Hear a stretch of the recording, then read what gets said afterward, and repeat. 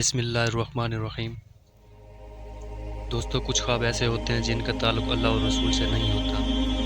اس میں نظر کچھ اور رہتا ہے اور معنی کچھ اور ہوتا ہے، لیکن جب یہ ہستیاں خواب میں آئیں تو مطلب یہ ہوتا ہے جو دیکھا ہے، اور وہ واقعی وہی ہوتے ہیں۔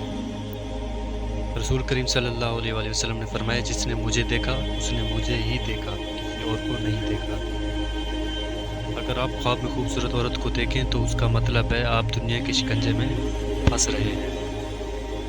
اگر آپ کی خواب میں خوبصورت دلہن سے شادی ہو رہی ہے تو اس کی تعبیر ہے آپ کے دل میں دنیا بھر چکی ہے اور اللہ آپ سے تعلق توڑ رہا ہے۔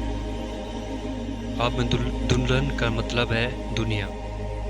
خواب میں اگر مرد کی شادی ہو رہی ہے تو اس کا مطلب ہے مرد کی کہانی ختم، دنیا بھر گئی ہے اس کے دل میں۔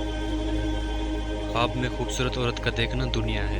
اگر خواب میں عورت اللہ اللہ کرتے آپ کو گلے لگائے تو اس کا مطلب ہے وہ عورت آپ کی آخرت ہے۔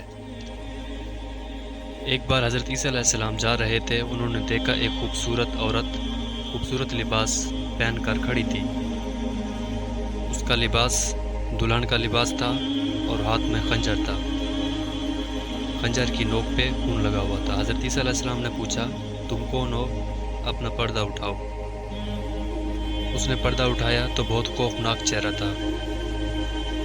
اس عورت نے کہا، میں دنیا ہوں، میں باہر سے جتنا حسین ہوں اندر سے اتنا ہی خوفناک ہوں۔ خواب میں عورت کا دیکھنا دنیا ہے۔